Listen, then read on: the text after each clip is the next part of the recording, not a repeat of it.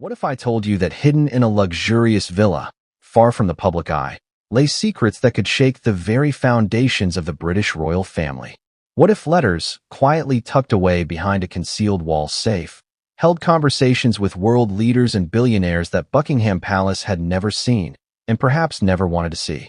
Imagine, just for a moment, the moment investigators first stumbled upon it. The quiet click of a hidden latch, the subtle give of a panel in an otherwise pristine suite, and the discovery of documents that had been whispered about in corridors of power, but never confirmed. What would you do if you found yourself holding the key to a private world no one outside the walls of monarchy had ever glimpsed? Before we continue, please hit the like button, subscribe to the channel, and turn on the notification bell for updates. The villa itself is a masterpiece of discretion, a sanctuary built not just to shelter, but to conceal. Every corner, every corridor, every perfectly arranged piece of furniture seemed designed to project calm and elegance. Yet beneath that calm, beneath that elegance, something extraordinary was hidden. Investigators described a scene that seemed almost cinematic. The late afternoon sunlight slanting through the floor-to-ceiling windows, glinting off polished marble, only to be interrupted by a soft metallic click. The wall panel, unremarkable to the casual eye, shifted slightly, and behind it lay a steel safe whose contents had been kept from even the most senior figures in the royal household. These were not ordinary letters. They weren't holiday cards or personal notes about family events. These were communications of consequence, correspondence that suggested negotiations, exchanges of ideas, and perhaps agreements, involving figures at the apex of political and financial power. And the implications of their contents? Unclear, confidential, potentially explosive. Consider the audacity of it. A safe, hidden in a holiday villa, in plain sight yet invisible, filled with letters that could influence international relations. It is the kind of thing that, in another era, might have been the premise for a spy thriller, a story of intrigue, deception, and power. But this was real life, involving real people, and the stakes were higher than fiction. Investigators who entered the villa later recounted a sense of disbelief. Here was something so private, so meticulously concealed, and yet its discovery threatened to rewrite narratives carefully curated over years. And what about the people involved? Meghan Markle and Prince Harry had long been subjects of intense media scrutiny. Their every move, from charitable work to personal statements, had been dissected and debated publicly. But these letters, hidden away, suggested a layer of their lives and influence that was entirely unknown. Who were the recipients? Why had these letters never been disclosed to the palace? And most importantly, what did they mean for the relationship between the Sussexes and the rest of the royal family? Some letters hinted at dialogues with political leaders whose names alone can evoke global recognition, figures involved in high-stakes diplomacy, policymaking, and international negotiations. Others involved billionaires, individuals whose financial influence spans continents. The mere existence of these letters poses questions about influence, loyalty, and secrecy. Were these letters simply correspondence, or were they deliberate moves in a larger strategy, a hidden chess game with global implications? And if so, what were the rules of the game, and who was playing to win? The villa, meanwhile, was just the stage. Imagine walking through the main suite. Plush furnishings, carefully curated artwork, soft lighting designed to comfort and relax. Everything about the environment suggested calm and tranquility. Yet in one corner, behind a false wall, lay evidence of an entirely different story. The safe, modest in size but formidable in construction, held hundreds of letters, documents, and notes, each one a potential revelation. Investigators described the experience of opening it as surreal. The smell of old paper mingling with faint traces of perfume, the crisp rustle of envelopes as they were removed, the sudden realization that these were documents no outsider had ever touched. But what were these letters really about? Reports suggest that some contained discussions of philanthropic projects, potentially involving significant sums of money. Others hinted at political influence, meetings, and arrangements that, if exposed, could have political ramifications. Some letters were addressed to people who occupy positions so high that even the mention of their names in public can spark controversy. The sheer breadth of influence hinted at in the letters was staggering. For the palace, this discovery was more than a security concern. It was a potential breach of protocol, a revelation that someone operating within the royal orbit had been conducting communications entirely outside traditional channels. And yet, there is nuance here. These letters, while secretive, may not have been inherently malicious. The context is important. Meghan and Harry have often expressed a desire for independence, autonomy, and privacy. Their philanthropic efforts and global engagements suggest a keen awareness of their influence and the potential to use it. But what happens when autonomy intersects with institutional expectations, with centuries of protocol and tradition? That is where tension arises. That is where the palace finds itself suddenly confronting questions it may not be ready to answer. Even more intriguing is the question of timing.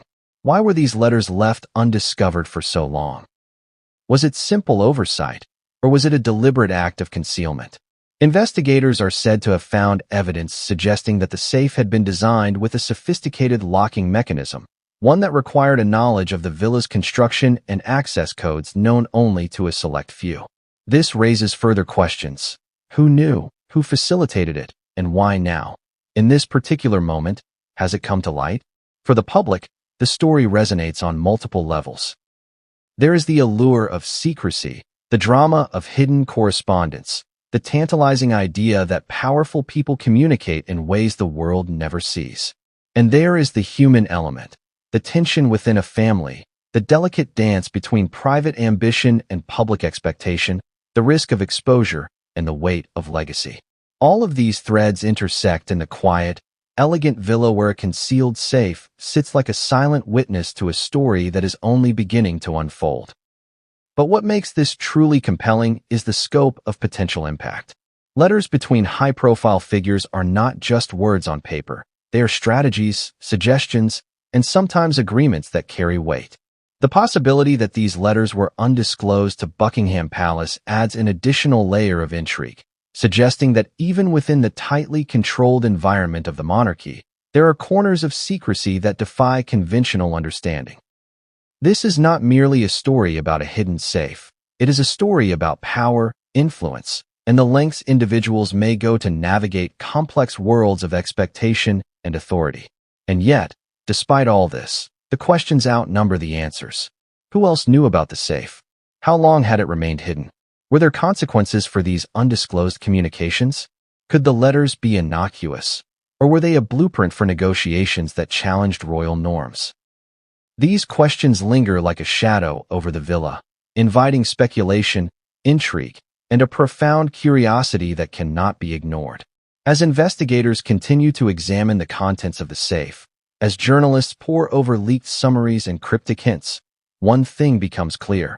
What was found inside Meghan Markle's holiday villa is far more than a collection of letters. It is a story of secrecy, power, and hidden influence. One that may redefine how we understand the intersection of private life and public responsibility for one of the world's most scrutinized families. They say first impressions matter, but in this case, the first impression was deceiving. From the outside, Meghan Markle's holiday villa looked like a serene retreat, a sprawling property with manicured gardens, shimmering infinity pools, and views that seemed to stretch to eternity. It was the kind of place that could make anyone pause, take a deep breath, and feel the stress of the outside world melt away. But appearances, as investigators would soon learn, can be profoundly misleading. Beneath its pristine exterior, this villa was more than a luxurious getaway. It was a carefully curated labyrinth of secrets, designed to shelter not just its occupants, but their most private communications from prying eyes. The journey to understanding the villa's role in the unfolding drama begins with its location. Nestled in a remote and exclusive area, far from the paparazzi's lenses and casual visitors, the villa offered privacy that few estates in the world could match. From aerial views, the property appeared almost fortress-like, bordered by dense foliage and natural barriers that both protected and obscured it. But those who had been inside, including staff and investigators, emphasized that the villa's charm lay not only in its location but in the subtle details of its construction, the kind of details that suggest deliberate foresight.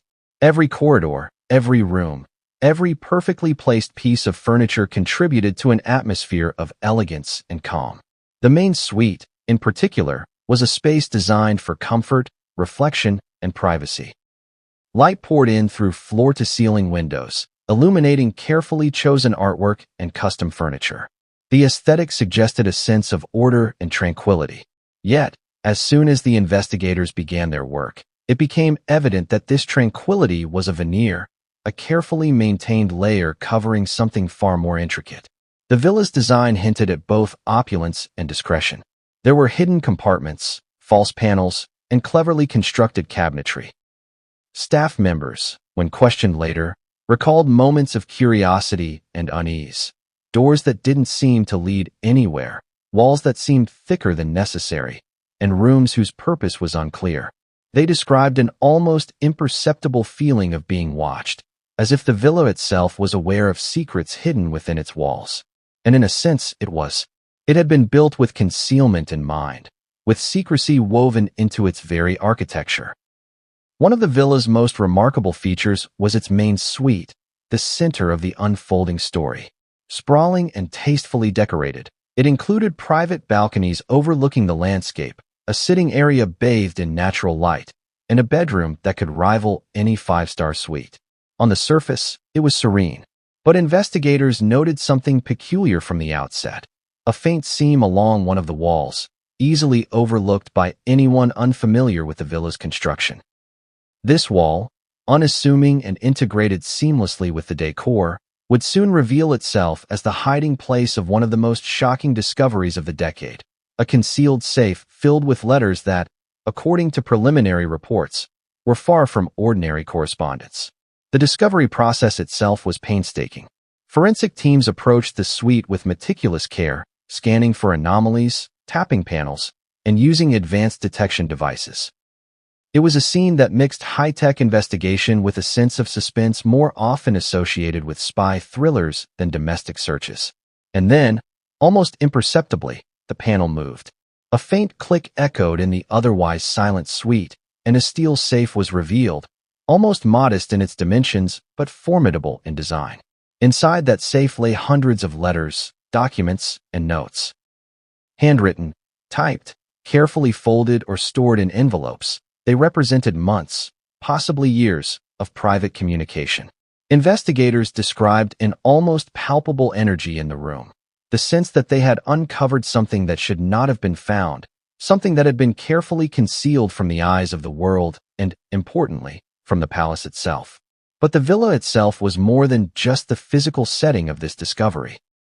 It was a psychological environment, a place that suggested safety, privacy, and autonomy.